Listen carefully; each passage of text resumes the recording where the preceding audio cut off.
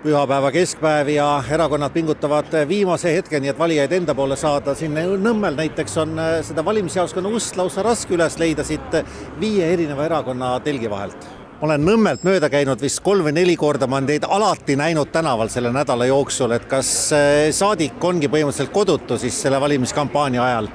Ja meil on ikka ajaliselt jaotatud, aga oluline on olla kohal. Inimesed päriselt küsivad küsimusi, sisukaid küsimusi, eriti noored.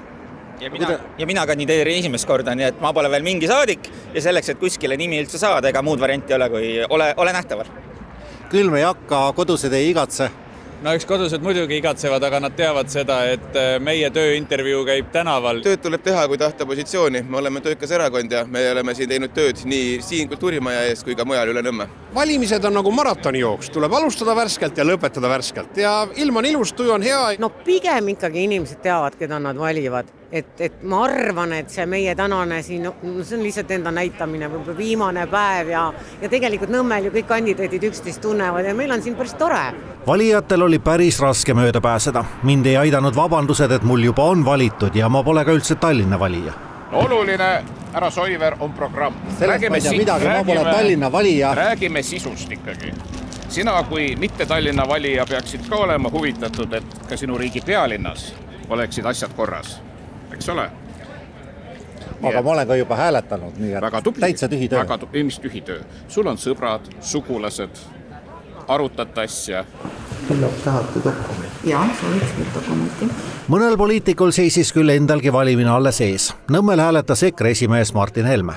Meie ei poolda e-valimisi, meie arvates e-valimised ei ole turvalised ega jälgitavad ega ei ole pettuse kindlad ja selle tõttu me kutsume inimesi üles alati valima paberil ja sellisel juhul juba, kui sa paberiga valid, on kõige õigem minna ikkagi õigel päeval.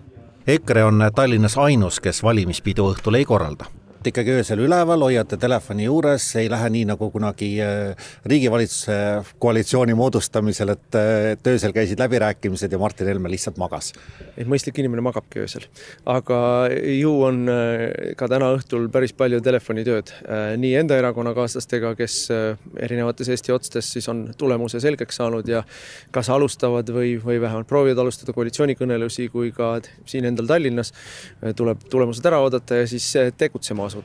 Kuid tulemuseni on veel veidi aega. Praegugi saab veel hääletada ja inimeste motiiv otsustamiseks on väga erinev. No, võib-olla lihtsalt, et see nägu on olnud pildis ja et kuidagi usaldusväärne siis võrreldes nagu teistega, kes seal paberi peal olid. У меня сын проголосовал за Леванди.